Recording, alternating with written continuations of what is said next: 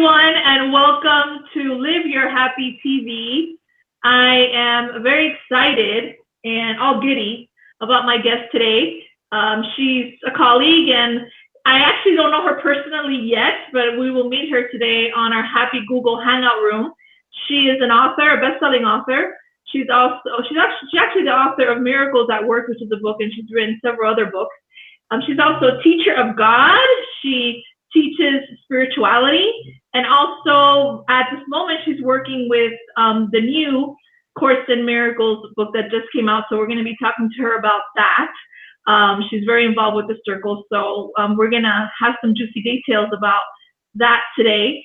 And we're going to be talking about trust and love based on the Course in Miracles. And what is it? What is trust based on the Course? What is love based on the Course?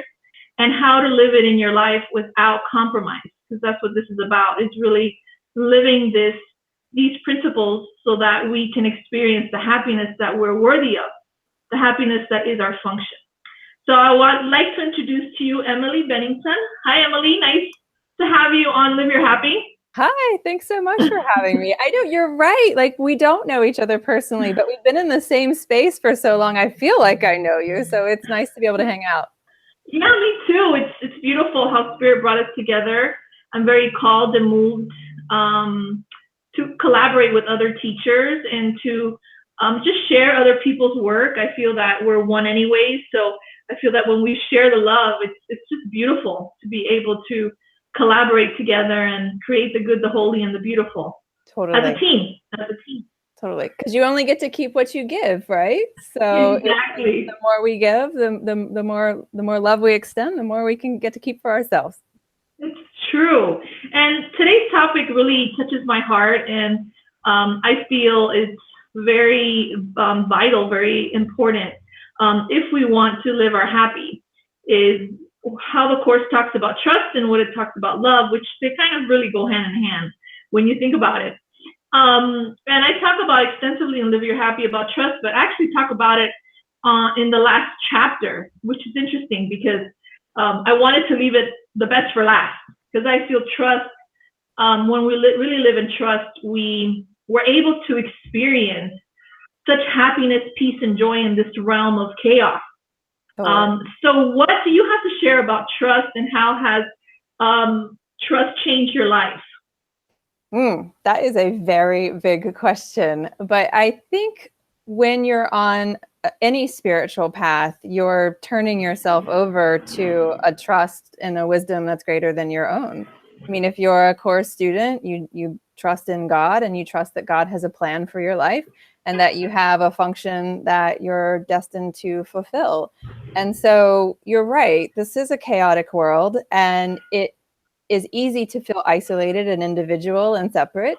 But if you are in that state of trust, it enables you to navigate through the chaos of the world and the chaos of our own head in a way that is just composed and calm and, as you would say, happy. So, and I would actually say joyous. So you're just you live in the world, but you live in a different way. And that different way comes from the trust that you have in the power that's greater than you, that has your best interest along with everyone else's best interests at heart. Yeah, let's distinguish first, trust. Now that's coming to me is I call it in my book old trust. So we have new trust and old trust. And old trust is the trust of the world, right? I trust you, Emily, because I have Jesus and you don't. Yeah. The worldly trust, or I trust you because, in the past you've shown me that I can trust you. Or, I trust the situation because in the past it's worked out. So that's not the type of trust that Emily and I are talking about today. We're talking about Course in Miracles-based trust, which is trust in exactly, I like to say, being in the world but not of it. So it's like you trust a Holy Spirit, you trust your teacher, your right teacher. Instead of you doing it, you let it be done through you, which is a different experience. And how do you apply trust in your life?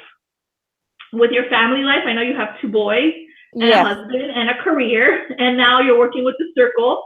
I think you're part of the board, or you're president. I'm not sure what was So I'm or you're the queen, or you're the queen of the circle. Well, let me say what the circle is first. I work with the organization called the Circle of Atonement, which has been teaching A Course in Miracles since 1993. Robert Perry founded the organization, and Robert is I don't know if he would necessarily call himself this, but I'll call him this. He's a course scholar and a course teacher, and he single-handedly isn't the right word. He did have a team, but he mostly went back to Helen Schuckman's original notebooks and spent the last 12 years creating a new version of A Course in Miracles from scratch with 45,000 words of restored text. And so the Circle, I'm the executive director of the Circle, and so that's the job that I'm doing now. But let me just get back to your question on trust, though, because I know you probably want me to answer that. For me, the Course is so clear that there is guidance waiting for us at all times. And I'm in the process now of doing the workbook, and there are beautiful lessons in the workbook that ask you to wait for an answer, specifically waiting on an answer. And from my experience, those answers tend to come. Yes, they get caught up in the noise that we have in our head. And yes, there's ways that we can distinguish between what is in our own mind already and our own ego-based thoughts and what's true guidance. But the Course is very clear that those answers are available to us. A course lesson is God speaks to me throughout the day. And so we just have to get ourselves in a place where we're listening to what God has to say to us, and then our behaviors are different. It doesn't necessarily mean that we get all the stuff that we want or that we're in that joyous state all the time. That's just not the case. It's not realistic. But what you can do is really tune into that voice that's speaking to you, and that causes you to see other people differently. And as a result of seeing other people differently, behaving with more love. So you almost walk around with your days with this like force field of love. And how could you not have a different life and a different experience of life if you really feel like you're receiving that type of guidance that causes you to behave in that way? And how does being a mother and a wife, how does trust help you? Because I know it helps big time. Yes, and you'll be learning that lesson soon. Well, I think it helps in those roles just like it helps in all of the other roles. So we tend to get shorter, more frustrated, less composed with the people who are the closest to us. And isn't that backwards? Like the people that we love the most, we tend to treat the worst because we just assume that they're always going to be there. So when you're in that state of trust, then you see the divinity in them just as much as you see it in everyone else. And what I have noticed in myself is that translates to a lot of patience.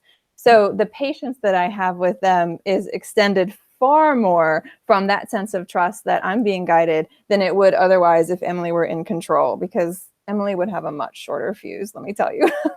It's beautiful how you bring that up, because when you were talking, what was coming to mind was trust. One of the characteristics of being when you're trusting is letting go of control. Yeah. Letting go of control, letting go of you making it happen. Your little self, like me and Maria making it happen. It's more of getting out of my way and allowing, like how you were talking about spirit, allowing something much more divine and beautiful and such divine grace to guide. But I think that trusting is really letting go of manipulating, controlling, trying to make things happen. And I think that when you're in a family setting, it's very easy to get caught up in that. Well, it's very easy to get caught up in the things that you think you want, right? The things that you think are best for everyone, or particularly with our children, we get really caught up in the way we want them to behave. And so when you're ingrained in these practices, you have that patience, but to your point, you do let go of some of that just tight control that you want to have on other people, and just recognize that we're all God's children. We all have our own paths, and we all have our own functions and our own way that we're trying to make. And so we are capable of releasing some of that desire to controlling everything through that trust. Yeah, for sure.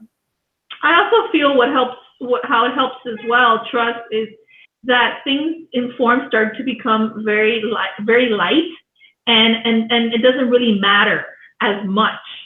It's like when you're trusting, it's not like, oh my God, this is such a big deal, and this matters so much, you know? Because when you're trusting, you're kind of like, meh, you know, it's not like you don't care, but it's more of, I mean, for me in my life, it's more of it's beautiful and I'm grateful, although it doesn't define me any longer. You know, I don't need to have that job, or I don't need to book that, or I don't need to be a best-selling author, or I don't need anything when I'm trusting, really. Does that make sense? It totally makes sense. And don't you find that when you're in that zone where you're not so anxious about the timing of when the things that you want are going to present themselves, that you end up calling those things towards you faster anyway, because what's going to bring those things to you is the attitude of calm than you just being really anxious about the time frame of when these things are going to come into your life. So it's not only that you don't need them as much as you used to before, but it's that you're being able to be in the moment of what is allows those things to present themselves in a way that wouldn't have if you were in that constant state of angst and anxiety, because all that really is a repellent.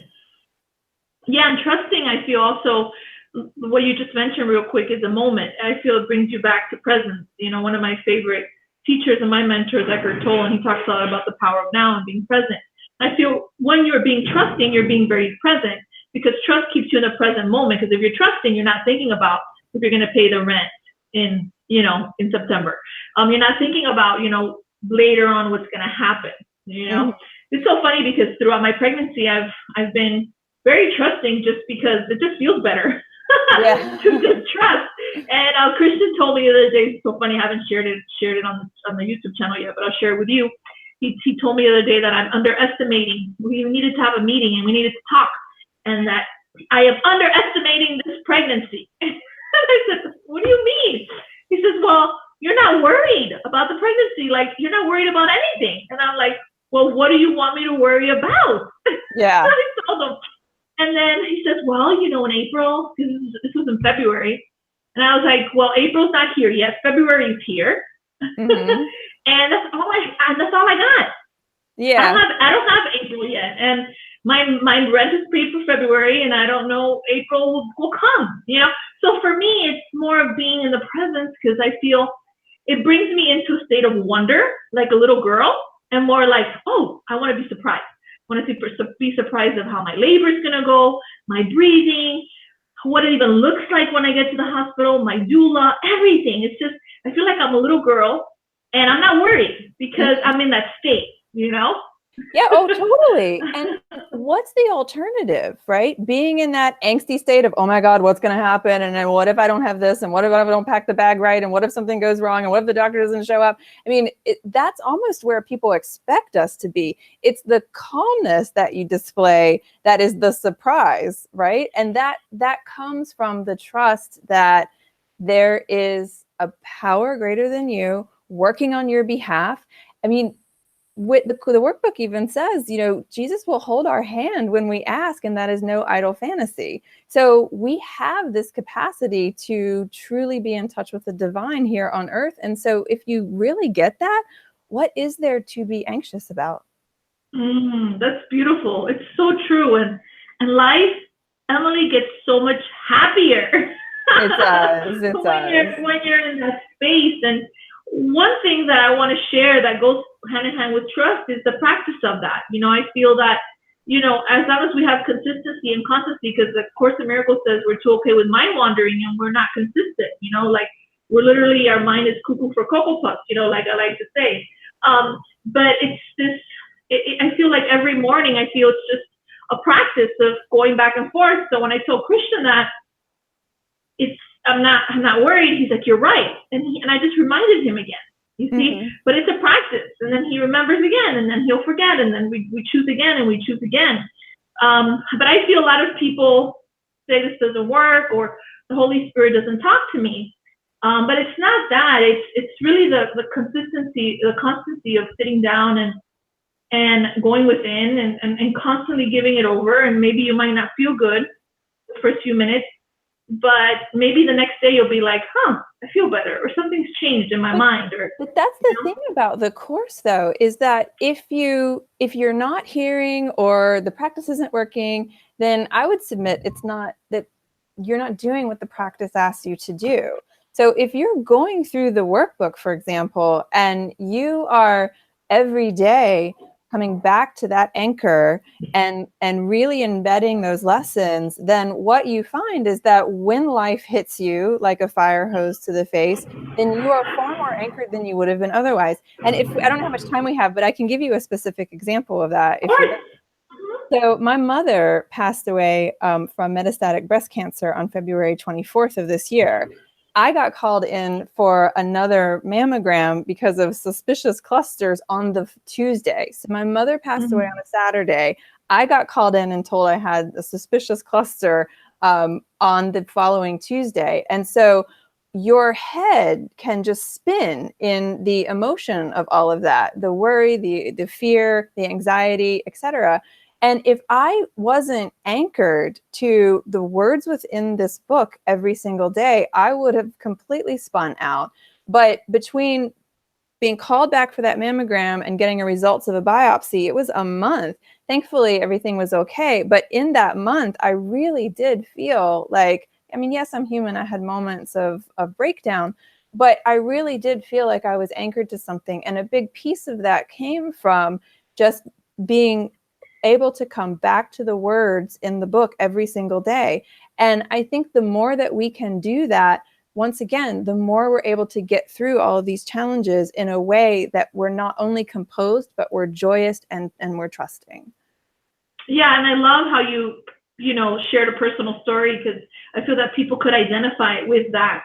And I love how you said that if you weren't practicing or in your spiritual practice, or doing the course lessons, which is what you're doing, you would have really spun out of control, Yeah. and it's not worth it when you could still keep your peace in some way. I'm sure it's still hard, but there's something within that it's not like how it would be if you weren't, you would go straight into the fear. And I love what you're sharing about the workbook, because that doesn't come up a lot.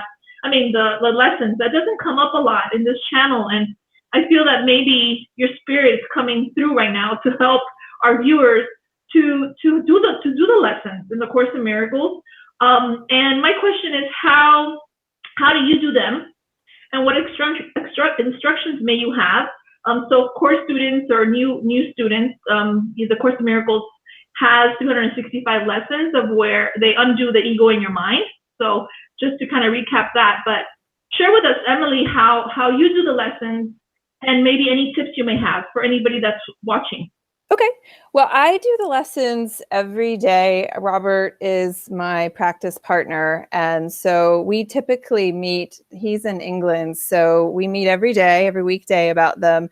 And it's 5 o'clock in the morning, my time, 10 o'clock in the morning, his time. We get together. Yeah. We get together on Zoom or Skype, and I read the lesson, and he'll give some insight and feedback on his takeaways from it. And then we literally just go through the day practicing as instructed in the lesson. And that's one thing that, you're right, is not talked about as much as it should be in the course community, because it tells you within the lesson exactly how to practice it.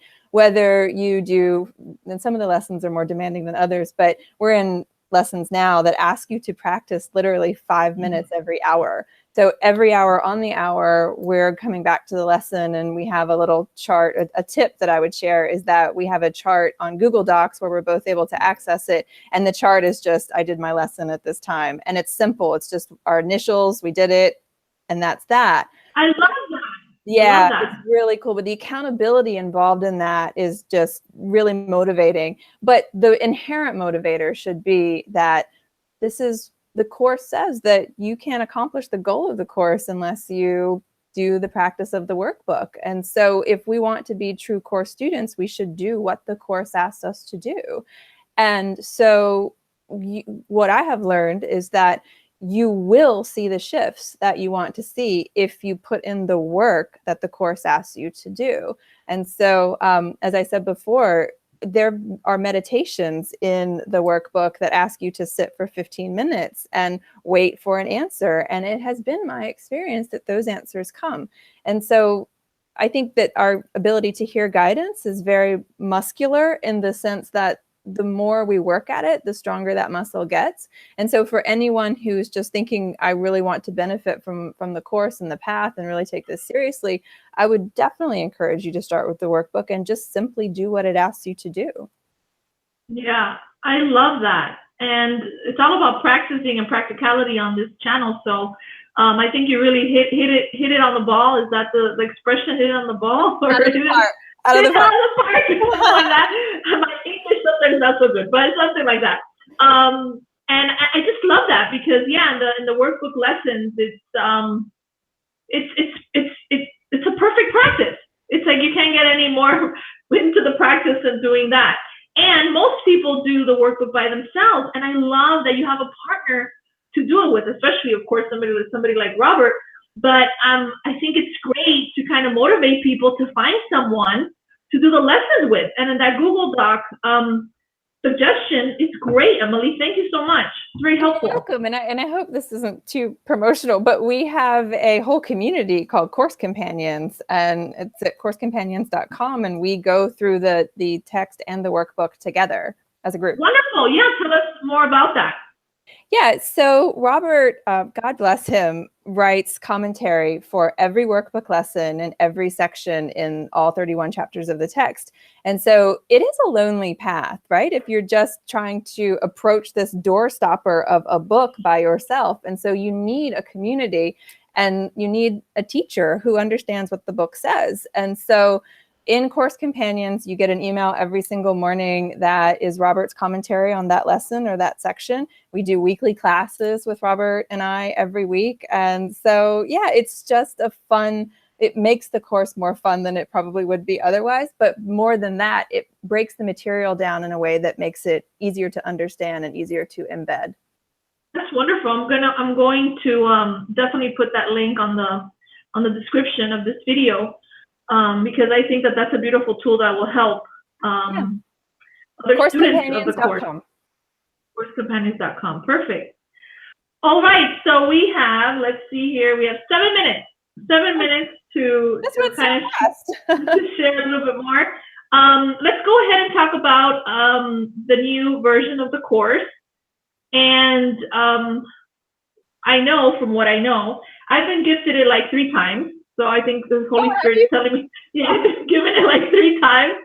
And I kept 1 copy and I've given the other ones away. But I think it was kind of like Spirit saying, hey, I think that you need to read this.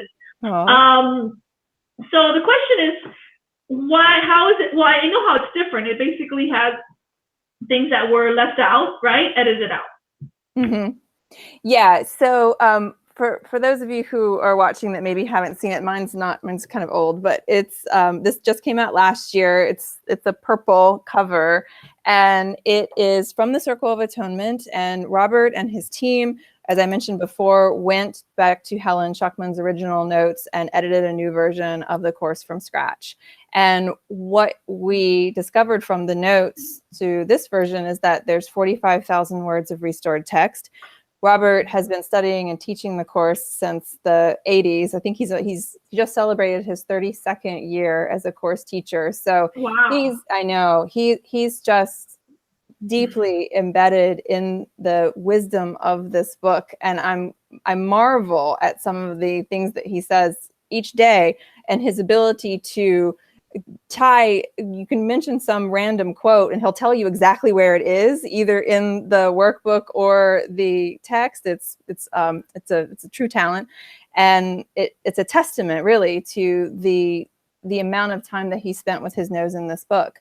And so you have Robert really true care in crafting this edition.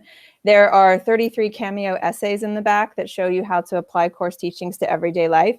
And there's footnotes throughout that explain difficult passages. And also there's a lot of biblical references within the course that maybe you wouldn't pick up on otherwise. But this complete and annotated edition of the course tells you where to find those in the Bible. It also explains some of, like, there's a more Freud discussion, for example, in the new version. And so it gives you footnotes that explain some of the concepts that maybe we're not so familiar with otherwise. So it's just a more comprehensive version of A Course in Miracles. And it's just, our students who have been reading it have just said that this book has transformed their experience of the course in general. And so we're really excited to hear that.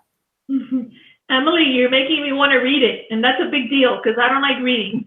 Go through Course Companions, because then you'll get a buddy. Yeah, I've of course read the blue version back and forth and left and right because it's what I grew up with for the past 25 years. But this one, it's like what you're saying. It sounds, especially the essays, sound very intriguing, as well as the practices that you say there's in the back, some sort of supplement to help you practice. Was that it? Yeah, well, there's 33 cameo essays that Robert wrote just about that. So there's all sorts of things in the course proper they're present in the FIP, but there's a backstory there that wasn't always told. And so Robert has pulled that out and just written some beautiful essays about how we can take these teachings and apply them to our everyday life. And a lot of them relate to specific stories about Helen and Bill and how they practiced the course and what it meant to them. And Maria, if you it will indulge me for 1 second, I want to tell you that it is through I grew up on the FIP version as well, and I hold a dear place in my heart for it. I'm so grateful to the foundation and to Ken and Judy and Bill and Helen and I know that we owe them such a debt of gratitude. But we've always, those of us who've grown up in course circles have always viewed a miracle as a shift in perception from fear to love. And that is the definition of a miracle, but it's a secondary definition. If you go back to Helen's notes, a miracle is more often described as a expression of love that has a healing effect on other people. And their gratitude and their healing in turn heals you. So if we're just sitting with our own shifts in perception, and we need those, we have to have them, but that's a very solitary thing. And what we learn from the expanded restored text is that the miracle, if we're going to study a book called A Course in Miracles, we have to know what a miracle is. And so the more we see a miracle as being interpersonal, the more we understand how behavioral this path is and how interpersonal it really is. And that just did not come through in the previous versions. And so I'm sort of out there waving the flag of like, this is behavior. We are in the world, get involved in it and love one another through by expressing miracles. And in order to express miracles, we have to understand what they are. Yeah, and that's pretty radical to say because Ken always says that it's not about the behavior, it's about the change of mind. So it's like completely opposite of what you're saying, but that's okay. I don't take any sides. But I find it fascinating. Everyone has their path. And everyone has what's helped them, So if this is resonating with you and it's exciting you and it's exciting other course students to go this path of this book, listen, it's all about the healing, It's totally all about the healing, but it's also about the words. So when you really go back to the words of what was in Helen's notebooks and what is in the course now from Helen's notebooks, right? This is straight from her notebooks. Then what you come to see is, for example, the very first line in the course that we always thought was, there is no order of difficulty in miracles. The very first line in the notebooks is, you will see miracles through your hands through me. So what that means is you will perform miracles through your hands through me, Jesus. So it's behavioral. The very first line is behavioral. And so if you just look at the words, there really is no argument. How could you think otherwise? That's wonderful. Well, thank you so much, Emily. I think this has been so helpful for everyone. Oh my goodness, the timer went off. We're right on time, aren't we? Yeah. I think this is going to be very helpful. It's so beautiful. I love how these interviews come out because sometimes things come out that have never even been shared before. We haven't talked about the workbook on this channel yet, which is interesting because I'm all about practicality and that's never come up, as well as the Circle of Atonement and the new book. So I'm excited about this new beginning for you and what's to come, because I feel that when you're really like entrenched and in this community, I feel like you just ascend and accelerate so much quicker. So I'm excited for you. And thank you. And you can tell I'm like maybe overly passionate about about oh no, it's wonderful. It's beautiful. It's beautiful. Everybody has their purpose, and yeah, I just love your sharing, and thank you for being here. I'll definitely put the information on the comments below. And I always like to close with asking my guests, how do you live your happy, Emily? I live my happy through my practice. It's the thing that makes me extraordinarily happy, and it's the thing that enables me to live in the world effectively. So yeah, it's all right there in the book. Yeah, Course in Miracles says happiness is our inheritance and happiness is our function, and that's the real. That's for real, for real. All right, everyone, if you liked this video, please share it. Emily and I are out to, as I said, create the good, the holy, and the beautiful. And if this video excited you in any way, I invite you to subscribe. You can get Emily's book on Amazon, as well as I'm sure other bookstores with the number. And live your happy. You can get it on Amazon as well as any bookstore. So if this message was helpful in any way, or you guys saw something for yourselves, I invite you to share with your friends and family, because we're all in this together. As I declare, may it be God's will. Amen. Bye-bye. Amen. Bye. Thank you. All right, just give me 1 second.